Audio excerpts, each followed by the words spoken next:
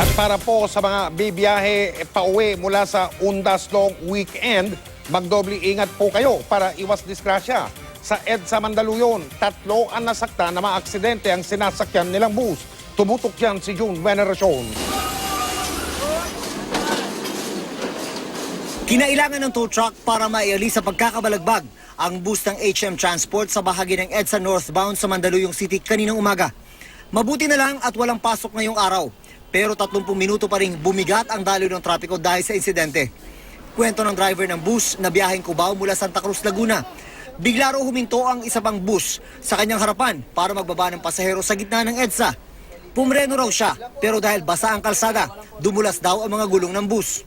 Mabagal po yung takbo namin, sumusunod lang po ako. Kita ko nga po siyang bigla nga na po siya nagbabae. Gano'ng kabagal ang mabagal? Ay, hindi naman, mga takbong lang po, siguro mga 30, gano'n. Kung nasa 30 kph, hindi ho basta-basta ganun po yung extend ng damage ng bus niya. Tsaka hindi po sasayaw dapat yung bus niya. Wala namang ibang sasakyan ang nadamay. 2 pasahero nitong bus ng HM Transport ang nasaktan dahil sa aksidenteng nangyari nga kanina bago mag-alas 10 ng umaga.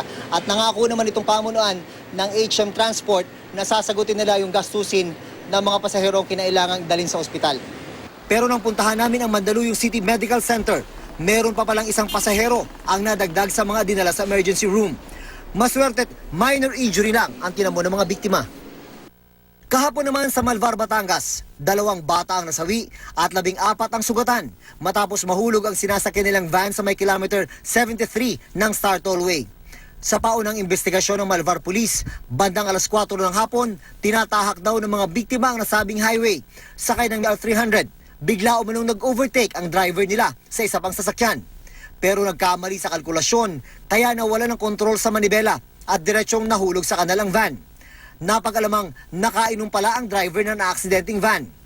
Patuloy naman ang investigasyon sa insidente.